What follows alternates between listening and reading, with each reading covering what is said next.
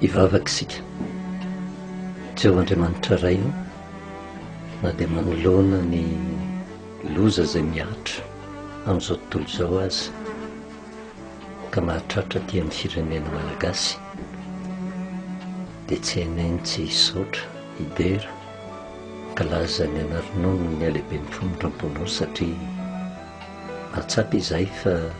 hafa no hitantananao ty firenena malagasy ity na dia ao ary ny fiodinana ny faratsiana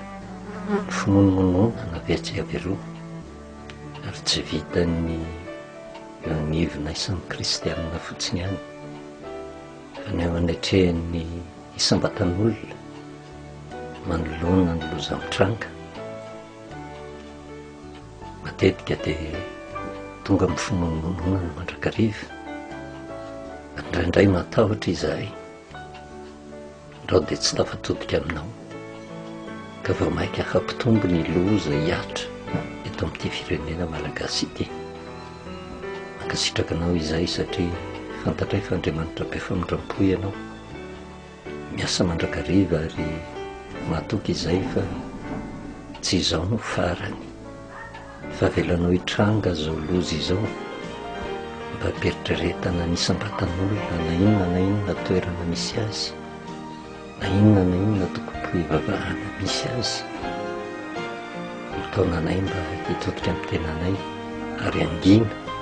mba izanay mandre ny feonao hitondra ny teny fampahirezana eto ankehitriny satria tsy tapina fiainana aminao ny fahaviana miatra amin'ny isambatan'olona taraina aminao izay fanainao masina no ka hiasa tompo manokatra foana mpanahany tsiraray avy ire aizanay mandray ny fiapetra rehetra izay tiany ho apetraka mba hitondrana famonjena an'izao firenen'izao satria mahatoky izay fa raha hamonjy sy hamindra fo amin'ny firenena malagasy ianao dia hamindra fo amin'ny olonao amin'ity izao tontolo izao ity ko dia mitenena ary Jehovah fa mihaino mpanomponao amin'ny anaranao Jesosy.